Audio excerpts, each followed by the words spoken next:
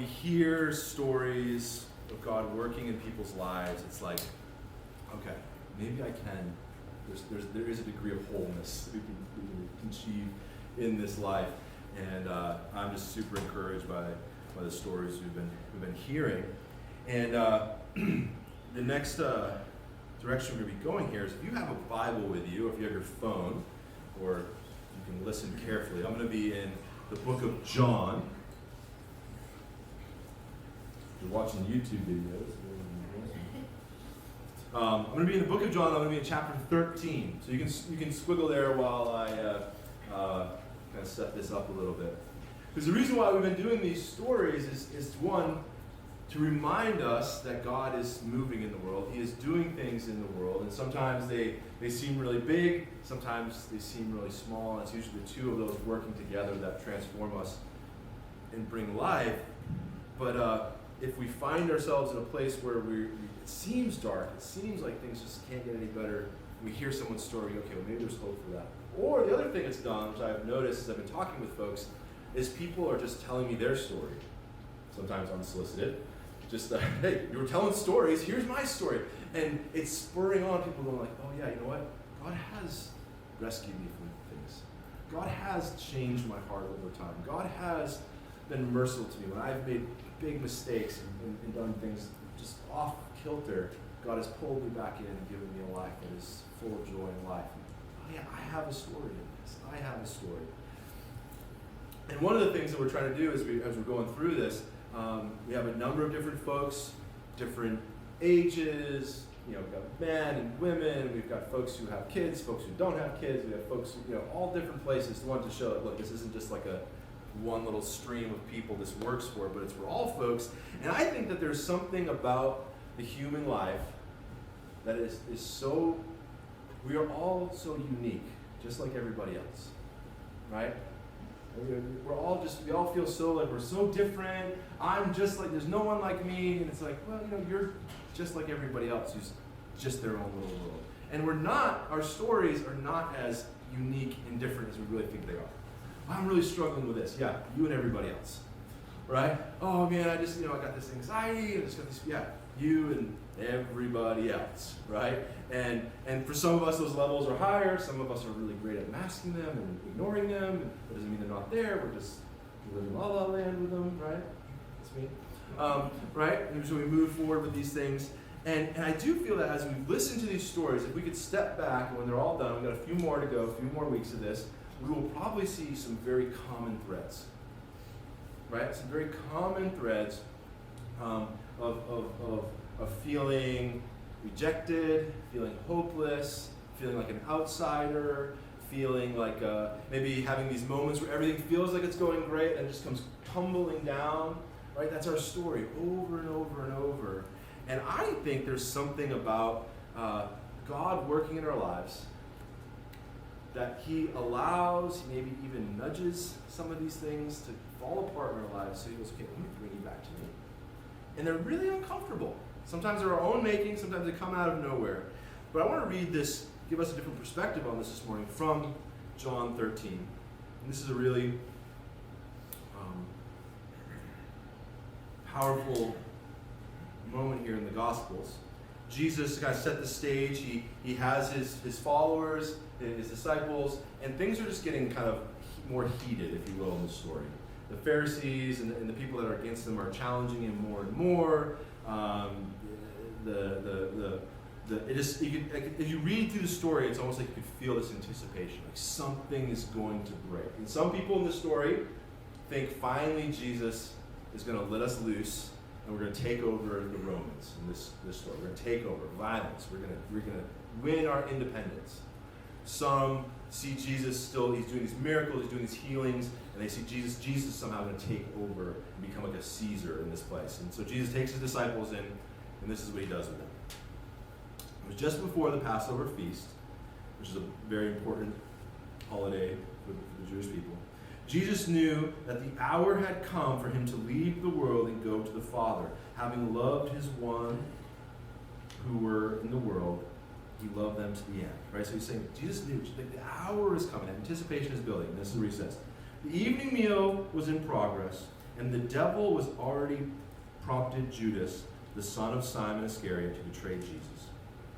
Jesus knew that the Father had put him in all things under his power, and that he had come from God who was returning to God. And so got up in the meal, took off his outer clothing, and wrapped a towel around his waist. After that, he poured water into a basin and began to wash his disciples' feet, drying them with the towel that was wrapped around him. Right? So you just imagine this image. And this is something that would happen in this time and in this culture. You know, they're walking around in sandals, barefoot probably for the most part. I mean, really, you know, your feet can get pretty tough, and you know, they're walking around town. So their feet would be very dirty. And they would have servants who would probably do this, or someone else who would wash their feet. For some reason, either their feet have already been washed in some process, or that got missed. You know, maybe they're, you know, if you read about the disciples, they kind of jockey for position all the time. I ain't washing the feet this time. You know, I ain't doing that. What are you talking about? You know, so maybe, you know, something's going on here. Jesus stands up, starts changing his clothes, gets this towel around, starts to fill water, and starts to go up to him like he's going to wash their feet. And he came to Simon Peter. Maybe he's done a few. He comes to Simon Peter, who said, "Lord, are you going to wash my feet?" Jesus replied, "You do not realize now what I am doing, but later you will understand." "No," said Peter. You should never wash my feet," Jesus answered. "Unless I wash you, you have no part with me." So Peter's coming up and he's like, whoa, Jesus. This is not how this works. Right? You're not going to wash my feet. This is like a lowly thing to do. This is for like a servant to do. This is really uncomfortable, Jesus. And Jesus says, hey, unless you go through this uncomfortable space with me, where I touch this dirty part of you, as I do this very uncomfortable thing with you, you can't have this part of me. You cannot be a part of me.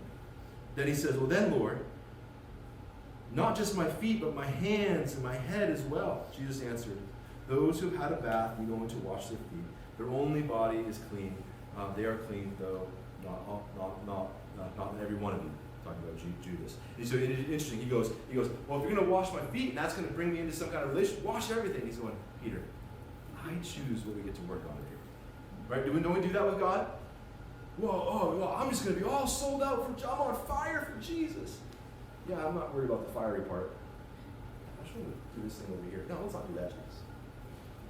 We all come into spaces where we are in uncomfortable, testing, stretching seasons with Jesus. And I think there's something about it. If you don't go through it, Dan, once you start coming up, if you don't go through those seasons well, don't let him wash your feet. It's like you miss something with Jesus. So that's Dan to kind of share some of his story. And you don't know Dan, you're about to know him. He's a great guy. Dan. Who's Dan? And I'll just take it away. You want it in the full story? I thought we were doing like Hellfire and Brimstone today. None of that? If you want to. Just see if it works. We're not doing it. Well, what Sean was saying about, common threads and stuff, we've had this, this is our third week, I guess, of these stories. And every single time it's always about, well, so far anyway, and I think it's probably the common thread with a lot of us is our parents. Our parents started us out on the path that we're on, and so if you're a parent here and you dragged your screaming kids to church today, I want to commend you and tell you that you're doing the right thing.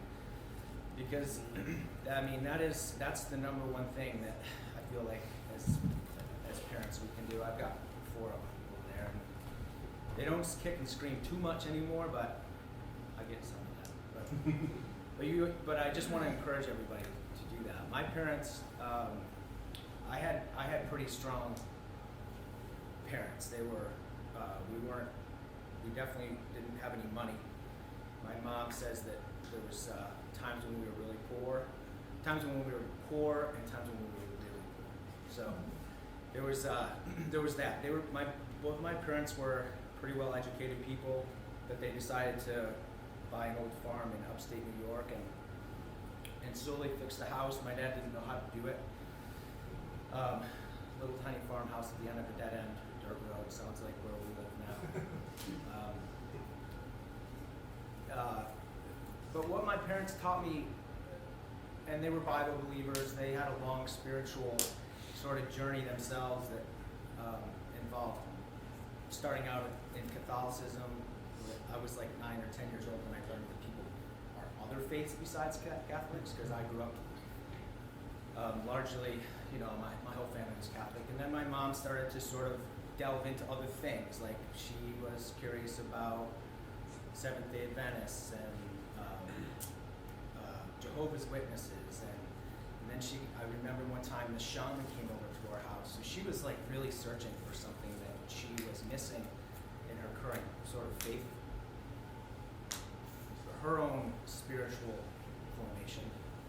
But that was really impactful for me because we started going to all these. She eventually came back and realized that she was going to sort of follow more of an evangelical line of thought, and then my dad eventually got on board with that too, and they're super strong Christians now. It was so I had a very Bible-based upbringing. We went to a Mennonite church for a long time, for many years, and it was very, very great. I don't know if you know much about the Mennonite church, but it's very Bible-heavy, Bible-structured everything. It's and so, which was fantastic for a kid like me.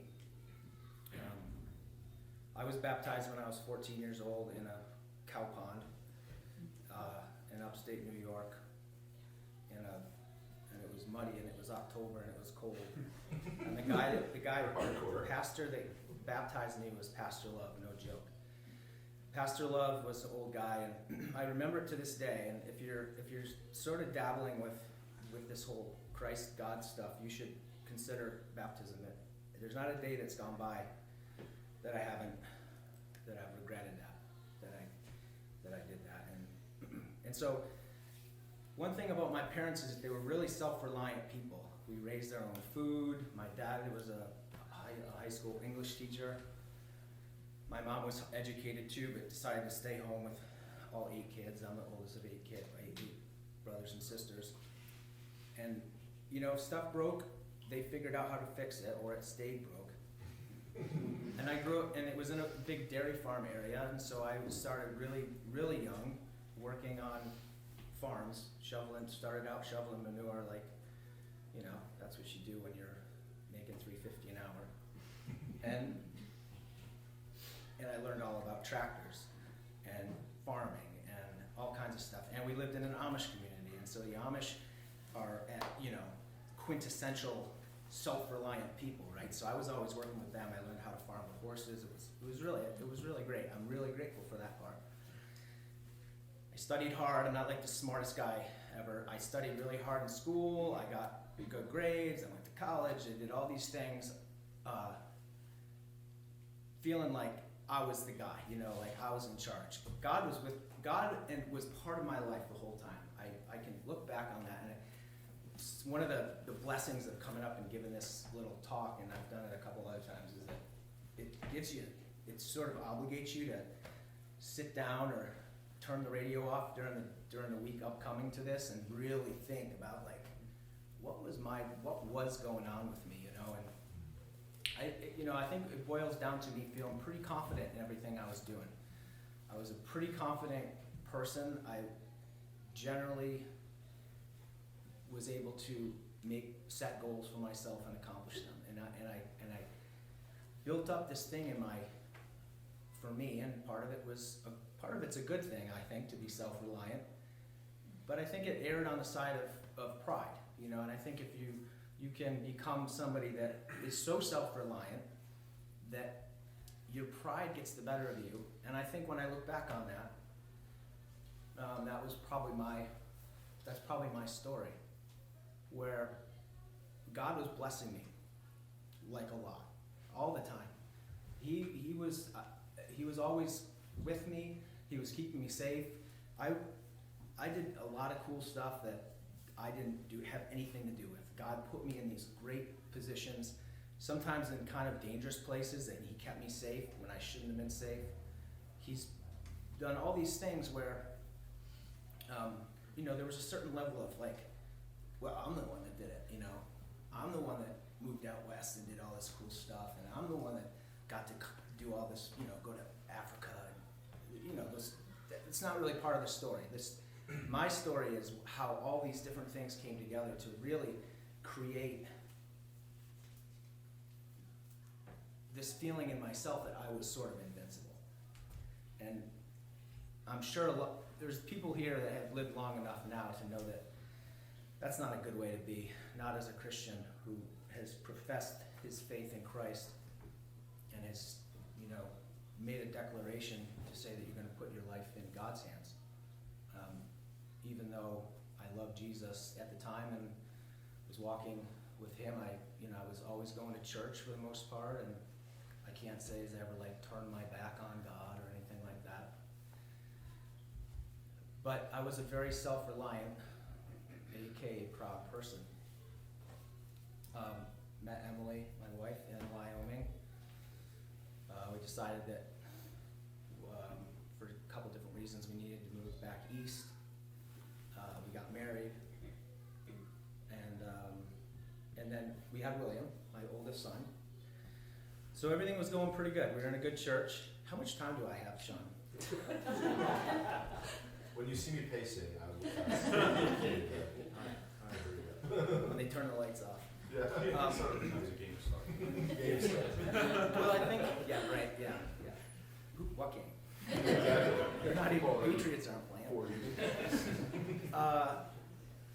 So I think what God has, and I think this was referenced already today, God has a way of putting us back in line, and he did that to me. I had a wonderful son, another child on the way, and God moved in a way that was meant to, and again, this is my story, he put me right where I needed to be. And my second son was born with a diaphragmatic hernia. We did not know. That's something that is, it's diagnosed before birth, but in this case, it was not caught. And so when he was born, within a couple seconds, we knew he couldn't breathe. And so I'm not going to get too into this story because it's really not my story. It's my son's story, and he can choose to tell it if he wants. But a diaphragmatic hernia, basically, really quick, is the diaphragm. You deer hunters know there's a diaphragm that separates up here with down here, and there was a perforation in his diaphragm when he was early on in the first or second trimester. So that gave the stuff that's down here the opportunity to grow up here. And so because that was growing up there, what was supposed to be up here, his lungs weren't. And so when he was born, he had very, very, very limited, almost no ability to breathe. So, and there's a whole other story that goes with that, and I'm not even going to get into it because I'll be weeping, and so I'm not going to do that. But long and short of it is that for me, and again, this is my story, is that there was a time during there that I remember when the doctor intubated him and put him into a helicopter, and he was airlifted by himself 2.5 hours to Syracuse. And I remember going outside, because Emily had just had a baby, so she's not going anywhere. And I went outside, and I just had this feeling like I couldn't do anything. I did not have any power to do anything. I didn't know where he was going. I didn't know the doctors. I didn't even know what a diaphragmatic hernia was. I was completely powerless, and I didn't like it. And it took me a long time to work that out, and why was I feeling like that, and how come? So what it boils down to is that I cried out to God, and I can honestly say, I don't think I had never done it that hard before. I remember driving the 2.5 hours down to the hospital, and I couldn't drive. I was too upset. I pulled over, it was pouring rain, and I just remember being just so empty. And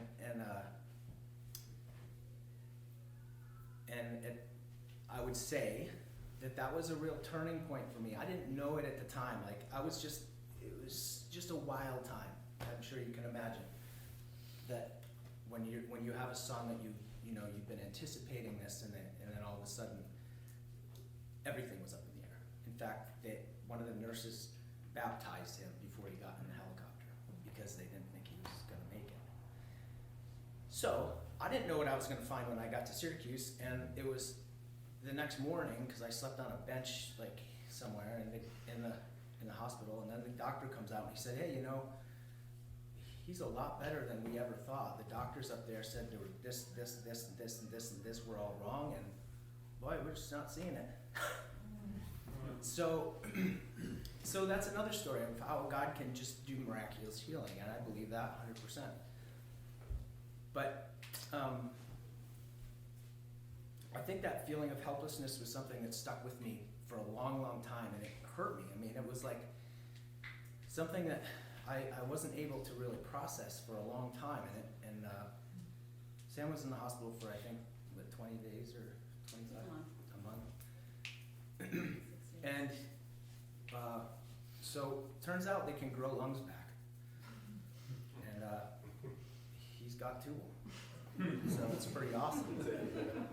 And he's healthy and he's strong, and someday he can come up and tell his own story about all that and what it's done for him. But for me, it really dropped me to my knees, and I think sometimes that's a story that a lot of people have experienced, where sometimes God is going to drop you to your knees, and he did that to me, and it was terrible.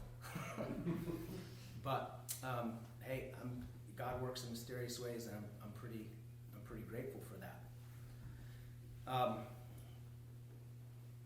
I think this whole spiritual formation thing, and I'll wrap it up pretty quick, but not yet.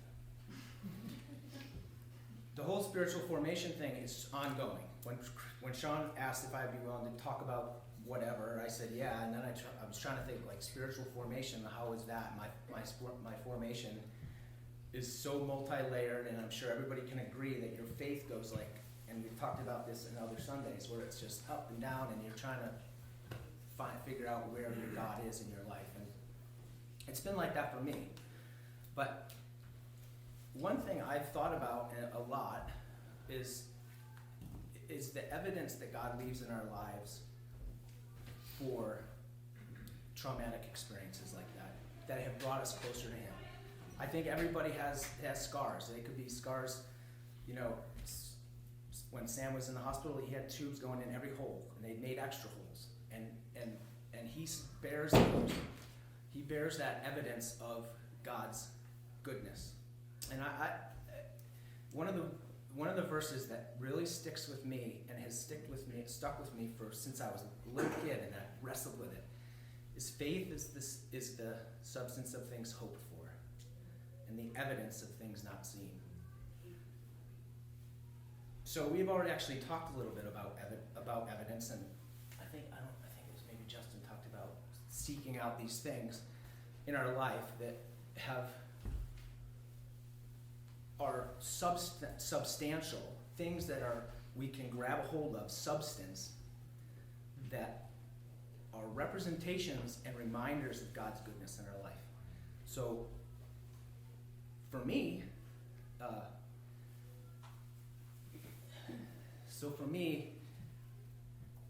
Sam is evidence of God's goodness in my life. And I think I would encourage everybody, that's kind of my story right now, is I've learned that I need to be seeking out evidence in my life, because I'm a forgetful guy, and we're forgetful people. And it's 13 years ago that this happened, pretty close to, maybe March 31st. I'll do that. 13 years old. And you can tell right here that this is still something that's pretty hard and impactful for me. And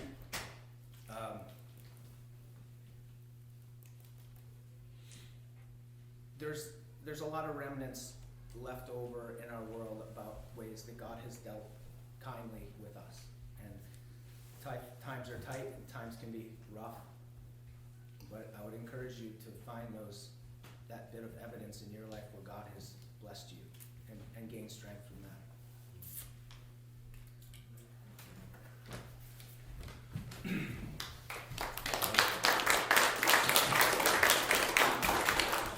So interesting is we're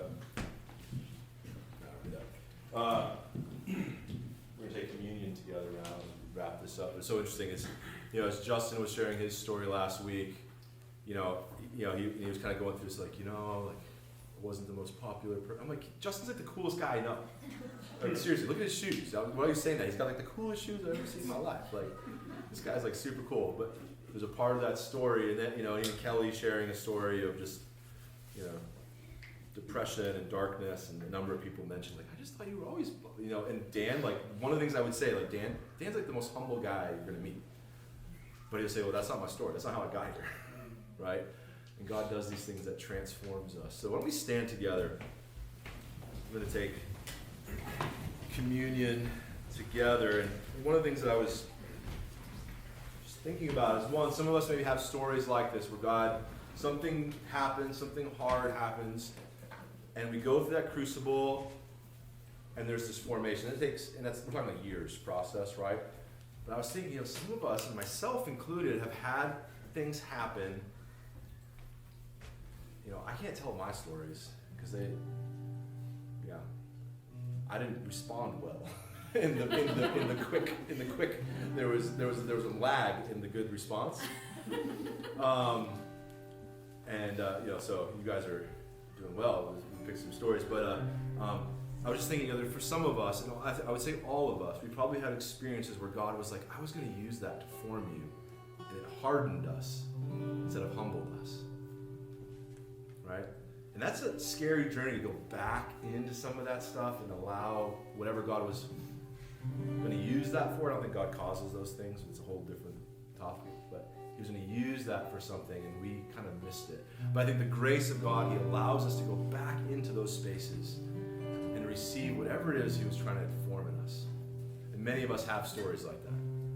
Something happens when we're little and we grow, and somehow we walk through that. So as we come and take communion today, if you have a story like that where you're like, God, He formed you, and you feel like it's done well for you, just thank God for that. But if you're going, man, I missed it a few times, right? If we get in my, so we'll get too sidetracked if we go in my directions, right? But you're going, God, and maybe even as Dan was speaking, there were some stories, some moments that were coming up in your life. You're going, man, that experience didn't humble me. That didn't humble me. So when we come together, we'll grab the elements, we'll hold the elements together and take it together. So let's come down the center aisle.